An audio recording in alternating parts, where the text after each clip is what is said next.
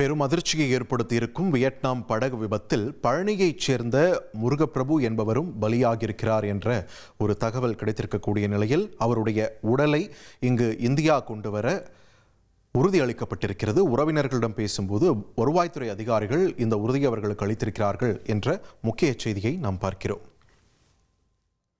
தொடர்ந்து கூடுதல் விவரங்களோடு இணைகிறார் எமது செய்தியாளர் அழகேஷ். வருவாய்த்துறை அதிகாரிகள் உறவினர்கள் கிட்ட என்னென்ன பேசியிருக்காங்க? முருகப்பிரபு அவர்கள் உறவினர்கள் கிட்ட விரிவான தகவல்கள். அதாவது வியட்நாம் நாட்டின் சுற்றுலா படகு கவிழ்ந்து விபத்துக்குள்ளானதில் பழனியை சேர்ந்த மொபைல் நிறுவன விநியோகர் முருகப்பிரபு என்பவர் பரிதாபகமாக உயிரிழந்தார். இதனைத் தொடர்ந்து பழனி முழுவதும் சோகமாக இருந்து வருகிறது.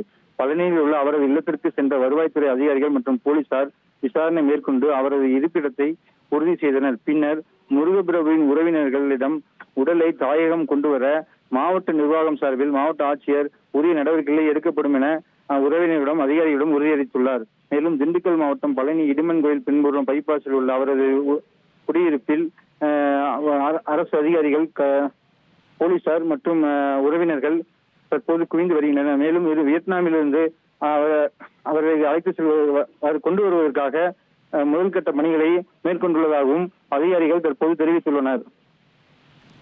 நன்றி அழகேஷன், உங்களோட விரிவான தகவல்களுக்கு. இனி செல்லும் இடமெல்லாம் செய்தி. தந்தி டிவியின் வாட்ஸ்அப் சேனலை ஃபாலோ பண்ணினா செல்ல இருக்கும் இடமெல்லாம் செய்தி. இதோ QR கோட் இப்பவே ஸ்கேன் பண்ணுங்க, ஃபாலோ பண்ணுங்க.